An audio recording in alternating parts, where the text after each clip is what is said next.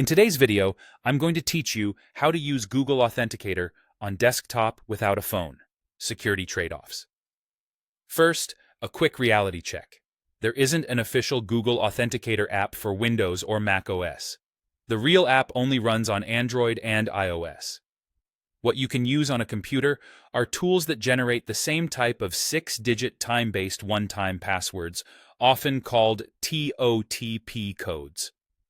These codes are compatible with sites that support Google Authenticator because they follow the same open standard.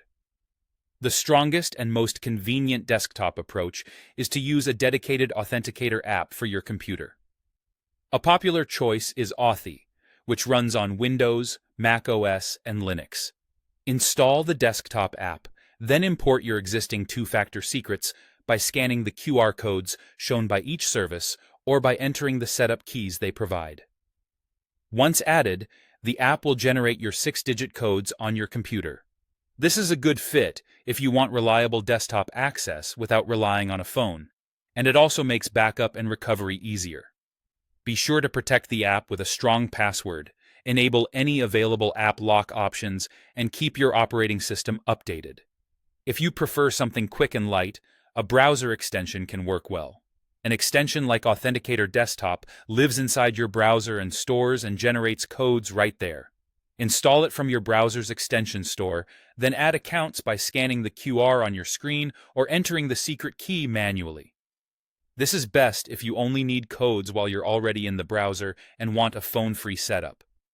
For safety, keep it in a single browser profile, review its permissions, and avoid syncing extension data to the cloud unless you mean to. Another path is to run the official mobile app through an Android emulator on your PC. Install an emulator such as BlueStacks, then install Google Authenticator inside it. This gives you the real mobile app experience on a desktop, though it uses more resources and still feels like running a phone inside your computer. Now, the security trade-offs. When you move codes onto the same machine you use to log in, you lose the natural separation between two devices. If your computer is compromised, an attacker could capture both your password and your codes. Mitigate this by using full disk encryption, strong logins, and avoiding shared or unmanaged machines. Also, backup and recovery become even more important. Export encrypted backups where available, or securely store the original setup keys so you won't lose access if your computer fails.